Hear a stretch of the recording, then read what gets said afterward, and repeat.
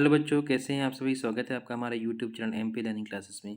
तो बच्चों, आज हम लोग एडुकेट अभ्यास पुस्तिका का अध्याय 12 कंप्लीट करेंगे, जो विज्ञान सब्जेक्ट का है। पिछले अध्याय में हम लोगों ने अध्याय 11 तक कंप्लीट कर लिया था। आज हम लोग अध्याय 12 देखेंगे, ठीक है। चलिए फटाफट देखते हैं अध्याय 12 क्या है। पादप में जनन। तो पादप में जनन जो है, इसके बारे में हम लोग पढ़ेंगे। क्वेश्चन अति लघु प्रश्न देखते हैं। पहला क्वेश्चन क्या है आपका। प्रश्न का नाम है पादपों में जनन कितने प्रकार के होते हैं, ठीक है। तो पादपों में जनन दो प्रकार के होते हैं। एक होता है आपका लैंगिक जनन, दूसरा होता है अलैंगिक जनन, ठीक है। ये दो तरह के जनन होते हैं, आपको याद कर लेना है, ठीक है। दूसरा नेक्स्ट क्वेश्चन देखते हैं। प्रश्न 1 खा है, अलैंगिक जनन की विभिन्न विधियों के नाम बताइए, ठीक है। तो आपको क्या बताना है इसमें, अलैंगिक जनन की विभिन्न विधियों के नाम का बताना है। तो कौन कौन सी है।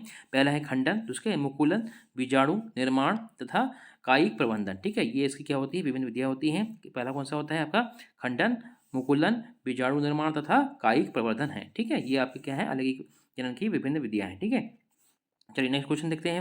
नेक्स्ट क्वेश्चन नंबर 2 है, परागण किसे कहते हैं, स्वपरागण और परपरागण को समझाइए, ठीक है। तो आपको स्वपरागण और आपको परपरागण के बारे में आपको समझाना है। तो पहला देखिए, परागकणों का परागकोश से पुष्प के वृत्तिकार पर स्थानांतरण परागकण कहलाता है, ठीक है। जब क्या होता है, परागकणों का परागकोश से पुष्प के वर्तिकाक पर स्थानांतरण क्या कहलाता है, आपका परागण कहलाता है। अब देखिए इसमें स्वपरागण और कौन होता है, परपरागण कहलाता है। यदि क्या हो रहा है, यदि जो आपका परागण है उसी पुष्प के वर्तिकाक पर गिरते हैं तो उसे क्या कहते हैं, स्वपरागण कहते हैं, ठीक है। और जब पुष्प के परागण उसी पादप के किसी अन्य पुष्प के वर्तिकाक पर गिरते हैं तो क्या कहलाता है, वो परपरागण कहलाता है, ठीक है। ये दो तरह से आपको होते हैं, स्वपरागण और परपरागण, ठीक है। चलिए नेक्स्ट क्वेश्चन देखते हैं। बीजों का बीजों का प्रकीर्णन किनके द्वारा होता है, ठीक है। ये आपका क्वेश्चन है, बीजों का प्रकीर्णन किनके द्वारा होता है। तो इसका आंसर क्या है, बीजों का प्रकीर्णन पवन, जल अथवा जंतुओं के द्वारा होता है, ठीक है। जो प्रकीर्णन क्या होता है, पवन के द्वारा मतलब हवा के द्वारा, जल अथवा दूसरे जो जंतु या जो पक्षी होते हैं इनके द्वारा होता है, ठीक है। चलिए नेक्स्ट क्वेश्चन देखते हैं। पंख युक्त बीजों को के दो उदाहरण बताइए। जो पंख युक्त बीज हैं उनके उदाहरण क्या हैं, कौन कौन से हैं, देखिए नीचे देखते हैं। एक है सहीजन, ठीक है, जिसको हम बोलते हैं ड्रमस्टिक। दूसरा होता है द्विफल, जिसको हम बोलते हैं मेपिल, ठीक है। ये दो होते हैं जो है आपका कौन सा, पंख युक्त बीजों के उदाहरण है। चलिए नेक्स्ट क्वेश्चन देखते हैं। लघु उत्तरीय प्रश्न कौन सा है, 5वां नंबर देखिए क्या है। इष्ट में जनन के जो चित्र बनाइए, ठीक है। इष्ट में क्या बनाना है आपको, जनन के चित्र को बनाना है, ठीक है। तो ये चित्र आपके सामने देखिए हमने पेस्ट करा हुआ है, इसको आप देख सकते हैं, ठीक है। ये जो क्या है, इष्ट की कोशिका है, ठीक है। विकसित होता मुकुल, ये यहाँ से विकसित हो रहा है, ठीक है। इसके बाद नवीन मुकुल यहाँ से निकल रहा है, और ये मुकुल श्रृंखला यहाँ से इसकी मुकुल निकलता श्रृंखला निकलता जा रही है। ये इष्ट में जो है मुकुलन का जनन होकर आपको दर्शाया गया है, ठीक है। चलिए नीचे देते हैं।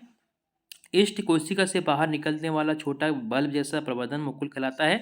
मुकुल क्रमशः वृद्धि करता है और जनन कोशिका को विलग होकर, है ना, नई इष्ट कोशिका बनाता है, ठीक है। नई इष्ट कोशिका परिपक्व होकर इष्ट कोशिकाएं बनाती हैं, जिससे एक मुकुल श्रृंखला बनती है, ठीक है। ऊपर आपने देखा ये मुकुल श्रृंखला कहलाती है। चलिए नेक्स्ट क्वेश्चन देखते हैं। Question number 6। क्वेश्चन नंबर 6 क्या है, कायिक प्रवर्धन को समझाइए तथा इसके लाभ बताइए, ठीक है। तो कायिक प्रवर्धन का आपको बताना है, इसको समझाना है और इसके लाभ बताना है। तो क्वेश्चन का देखिए आंसर क्या है। कायिक प्रवर्धन में पत्तियां, तना और मूल जैसे कायिक भागों से नए पादप उगाए जा सकते हैं। लाभ कौन कौन से हैं इसके, देखिए पहला लाभ क्या है, कायिक प्रबंधन द्वारा पादप कम समय में तैयार कर सकते हैं। दूसरा क्या है, कायिक प्रबंधन के समय की बचत होती है, ठीक है। तीसरा क्या है आपका लाभ, कायिक प्रबंधन एक सरल पद्धति है, ठीक है। तो ये आपको काग के बारे में बता दिया आपने और साइज में और उसके लाभ बता दिए, ठीक है। चलिए आप ये नोट कर लीजिएगा इनको। चलिए क्वेश्चन नंबर 7 देखते हैं। क्वेश्चन नंबर 7 क्या है, एक लिंगी व द्विलिंगी पुष्प किसे कहते हैं। पुष्प के जनन अंगों के नामांकित चित्र बताइए, ठीक है, बनाना है आपको। तो ये आपको क्या बनाना है, पुष्प के एक लिंगी और द्विलिंगी पुष्प के आपको चित्र बनाना है और उसके बारे में बताना भी है। तो ये देखिए सामने आपके हमने पेस्ट कर रखा है जो आपके जनन अंग होते हैं, ठीक है। ये क्या है आपके वर्तिका हो गया, ठीक है। आपके ये वर्तिका हो गई। इसके बाद देखिए इसके जब यहाँ के अंदर से जो है, अगर इसको हम लोग जूम करेंगे तो यहाँ पे क्या है, बीजांड है, ठीक है, और ये अंडाशय है। तो ये स्त्री केसर, ठीक है, ये स्त्री केसर कहलाएगा। चलिए नेक्स्ट क्वेश्चन देखते हैं इसका।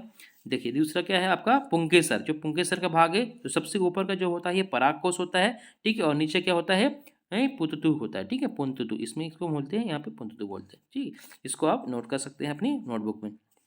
इसके बारे में देखिए क्या है, एक लिंगी पुष्प ऐसे पुष्प जिसमें या तो केवल पुंकेसर अथवा केवल स्त्री केसर उपस्थित होते हैं उसे एकलिंगी पुष्प कहलाते हैं।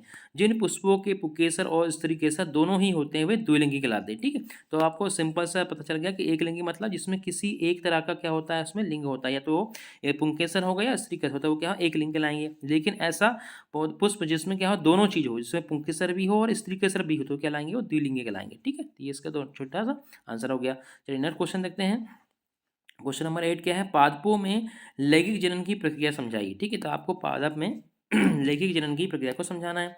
तो पादपों में लैंगिक जनन की प्रक्रिया में पौधे के बीजों द्वारा नए पौधे का जन्म होता है, जिसमें पुष्प के पुंकेसर के स्त्री केसर के परागकण वर्तिकाग्र पर मिलने से निषेचन की प्रक्रिया पूर्ण होती है तथा फूल से फल व इसमें से बीज बनते हैं, इससे हम नए पौधों का जन्म होता है। ठीक है, तो ये इसका आंसर हो गया आपका। चलिए नेक्स्ट क्वेश्चन देखते हैं, दीर्घ उत्तरी प्रश्न।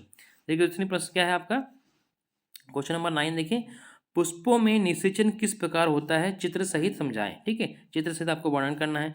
तो पुष्पों में निषेचन पुंकेसर मतलब जो होता है नर जनन अंग होता है, वह स्त्रीलिंग मतलब मादा जनन अंग द्वारा होता है। इसमें पुंकेसर के परागकण जल वायु या किसी जीव जैसे भौरा हुआ तितली मक्खी आदि द्वारा पुंकेसर से स्त्रीलिंग में के वर्तिकाग्र तक पहुंच जाते हैं तथा भ्रूण का निर्माण होता है, जिससे ये फूल से फल बनता है। ठीक है, तो ये सिंपल हो गया, पुष्पों में निषेचन किस तरह से होता है उसका आंसर है। इसको आप नोट कर सकते हैं नोटबुक में। चलिए नेक्स्ट क्वेश्चन देखते हैं। क्वेश्चन है, बीजों के प्रकीर्णन की विभिन्न विधियों का बताइए। ठीक है, आपको वर्णन करना है, बीजों में प्रकीर्णन की विभिन्न विधियों का वर्णन करना है। तो बीजों के प्रकीर्णन की विभिन्न विधियां कौन कौन सी हैं, पहली देखिए कौन सी है, पवन। ठीक है, पवन में क्या दिया है देखिए,